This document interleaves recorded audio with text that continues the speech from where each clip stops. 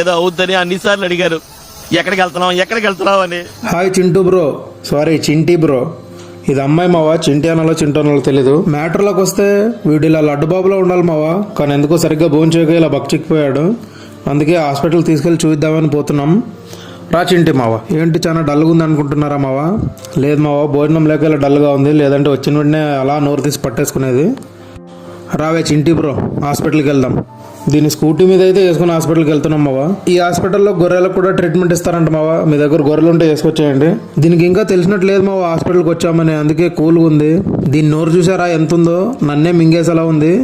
ఇంకా నేను లడ్డు బాబులో ఉంటే పక్క నన్ను మింగేసేది. దీనికి ఇంజక్షన్ వేస్తామని తెలిసిపోయినట్లుంది మావు, చీర కింద వెళ్ళి దాక్కుంది. ఏ రాయే, మావాడైతే దాన్ని బాహుబలిలో ఎత్తుకెళ్ళిపోతున్నాడు. కదా అవుద్దని అన్నిసార్లు అడిగారు. ఎక్కడికి వెళ్తున్నావు అని. నీకు అసలు ఏం రైట్స్ ఉన్నాయండి మమ్మల్ని ఇక్కడికి తీసుకొచ్చి చంపడానికి? ఇంజక్షన్ వేసిన వెంటనే చూడండి మావా, ఫస్ట్ బయటకు వెళ్ళిపోతుంది.